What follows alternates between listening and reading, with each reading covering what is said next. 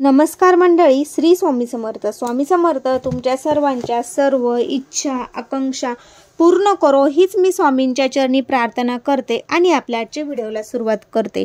श्रावणी सोमवार गोकुळाष्टमी जन्माष्टमी दिवशी सोमवारचा उपवास कसा सोडवावा, शास्त्र काय सांगते आणि तरच उपवासाचे फळ आपल्याला मिळेल याबद्दलची संपूर्ण माहिती मी तुम्हाला आजच्या व्हिडिओमध्ये देणार आहे. त्यासाठी व्हिडिओ अजिबात स्किप न करता शेवटपर्यंत नक्की बघा आणि त्या अगोदर तुम्ही आपल्या चॅनलवर नवीन असाल तर नक्की आपल्या चॅनलला सबस्क्राईब करा. तर बघा, असा योगायोग आलेला आहे. नागपंचमी देखील सोमवारी आली होती, गोकुळ अष्टमी देखील सोमवारी आलेली आहे. हा श्रावण महिना अतिशय खास आहे. रक्षाबंधन देखील सोमवारी आलेला आहे. तर आपल्याला या श्रावणी सोमवारी आलेल्या गोकुळ अष्टमीचा उपवास, सोमवारचा उपवास कसा सोडवायचा आहे, शास्त्र काय सांगते, तरच आपण या दोन्ही उपवास केलेले फळ आपल्याला मिळेल याबद्दलची संपूर्ण माहिती आपण बघणार आहोत. त्यासाठी व्हिडिओ अजिबात स्किप न करता शेवटपर्यंत नक्की बघा.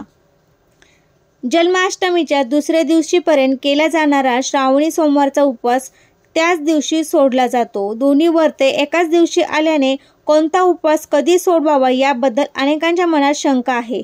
त्याबाबत शास्त्र काय सांगते ते आपण आजच्या व्हिडिओमध्ये जाणून घेणार आहोत. संपूर्ण देशभरात अनेक उत्सव अगदी थाटामाटात साजरे केले जातात. त्यापैकी एक म्हणजे जन्माष्टमी. देशभरात श्रीकृष्ण जन्म उत्सव, जन्म सोहळा विविध पद्धतीने साजरा केला जातो. श्रावण वैद्य अष्टमी या तिथीला मध्यरात्री रोहिणी नक्षत्रावर श्रीकृष्णाचा जन्म झाला. यंदा 2024 मध्ये 26 ऑगस्ट रोजी श्रीकृष्ण जन्म उत्सव आणि दुसऱ्या दिवशी दहीहंडी साजरी केली जाणार आहे. यंदा जन्माष्टमी श्रावणी सोमवार आल्याने या दिवशी महत्त्व वाढले आहे. श्रावणी सोमवारी शिवपूजन केले जाणार आहे आणि जन्माष्टमी आणि श्रावणी सोमवार अशा दोन्ही व्रतांचे उपवास केले जातात. या दिवशी केले जाणाऱ्या उपवासांबाबत आणि तो सोडण्याबाबत अनेकांच्या मनात संग्राम असल्याचे म्हटले जाते.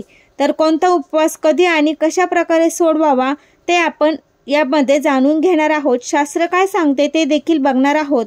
तर गोकुळ, मथुरा, वृंदावन, द्वारका, जगन्नाथपुरी या ठिकाणी गोकुळाष्टमी विशेष साजरी केली जाते. महाराष्ट्रात विशेष मुंबई आणि उपनगरात एका विशिष्ट उंचीवर दुधाचे भरलेले दहीहंडी बांधली जाते. त्यानंतर विविध मंडळांनी गोविंदा मनाने रचून ती दहीहंडी देखील फोडली जाते. बऱ्याच ठिकाणी कॉलनीमध्ये देखील छोटी छोटी दहीहंडी करून छोटे मुलं उत्साह आनंद साजरा करत असतात. श्रीकृष्ण जन्माष्टमीला उपवास केला जातो. हा उपवास दुसऱ्या दिवशी सोडण्याची परंपरा प्रचलित आहे. या दिवशी श्रावणी सोमवार आहे. श्रावणी सोमवारी उपवास केला जातो. अनेक ठिकाणी श्रावणी सोमवारचा उपवास त्याच दिवशी सोडला जातो. परंतु श्रावणी सोमवारचा उपवास सोडला तर जन्माष्टमीचा उपवास भंग होईल. त्यामुळे अनेकांच्या मनात प्रश्न उपस्थित झाला आहे की जन्माष्टमीच्या अहोरात्र केला जाणारा उपवास कायम ठेवायचा असेल तर मग श्रावणी सोमवार उपवास कधी सोडवावा, असा हा खूप मोठा प्रश्न प्रत्येक जणीला पडलेला आहे. जे कोणी श्रावणी सोमवारचा उपवास करतात किंवा जन्माष्टमीचा उपवास करतात यांच्या मनात खूप मोठा हा प्रश्न आहे. तर जन्माष्टमीच्या दिवशी श्रावणी सोमवार उपवास कसा सोडवावा ते आपण बघूया. तर हा श्रावणातील चौथा श्रावणी सोमवार आलेला आहे. तर शिवाची मूठ आहे जवस. तर आपल्याला या दिवशी शिवपूजन करून आपल्याला श्रीकृष्णांचे देखील गोकुळाष्टमी साजरी करायची आहे. आपल्याला शिवशंकरांना शुद्ध पाण्याने, पंचामृताने, दुधाने अभिषेक घालायचा आहे. त्याचप्रमाणे आपल्याला जवसाची शिवामूठ देखील अर्पण करायची आहे. शास्त्रांमध्ये जन्माष्टमीच्या दिवशी श्रावणी सोमवारचा उपवास कसा सोडवावा ते आपण बघूया. काही शास्त्रानुसार श्रावणी सोमवार आणि जन्माष्टमी एकाच दिवशी आले असतील आणि दोन्ही उपवास धरले असतील तर श्रावणी सोमवारी सूर्यास्तानंतर भाताचा वास घेऊन म्हणजेच अवघ्राण केल्यामुळे सोमवारचा उपवास सुटेल. परंतु ही पद्धत योग्य नाही, कारण ही पद्धत अजून अवलंबी तर जन्माष्टमीचा उपवासही सुटू शकतो. त्यामुळे अशा परिस्थितीत नेमके काय करावे अशी योजना शास्त्रात आढळून येते. तर एका उपवासात जर दुसरे पारणे करायचे असेल तर पाण्याने पारणे करावे असे सांगितले जाते. कारण एका वेदमंत्रात याबाबत संदर्भात येते की आपो वा अशिंत अनशिंतचं कारण पाणी जे असते ते उपवासाला चालते आणि पारायणालाही चालते. अशा वेदमंत्र असल्यामुळे ज्यांच्या श्रावणी सोमवारचा उपवास आहे त्यांनी सायंकाळी पाणी घेऊन उपवास सोडवावा.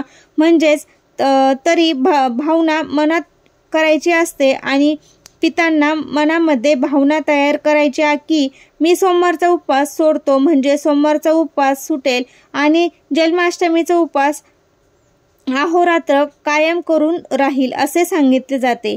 तर अशा प्रकारे आपल्याला श्रावणी सोमवारचा उपवास म्हणजे तुम्ही जर गोकुळाष्टमी आणि श्रावणी सोमवारचा उपवास दोन्ही उपवास करत असाल तर तुम्हाला श्रावणी सोमवारचा उपवास जर सोडायचा असेल तर तुम्ही संध्याकाळी 3 सांजेला पाणी पिऊन आपल्या मनामध्ये आपण म्हणायचं आहे की संध्याकाळी पाणी घेऊन उपवास सोडवायचा आणि मनामध्ये आपण भाव घेऊन आपण म्हणायचं आहे की पाणी पिताना मी सोमवारचा उपवास सोडतो, असा मनामध्ये भाव घेऊन आपण हा उपवास सोडून रात्री 12 वाजेपर्यंत आपण जन्माष्टमीचा उपवास धरू शकतो.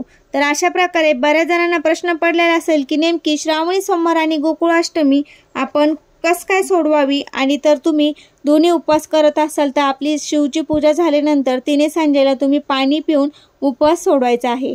तर अशा प्रकारे शास्त्र असं सांगते की तुम्ही 2 उपवास एकत्र आल्यावर पाणी पिऊन उपवास सोडवा.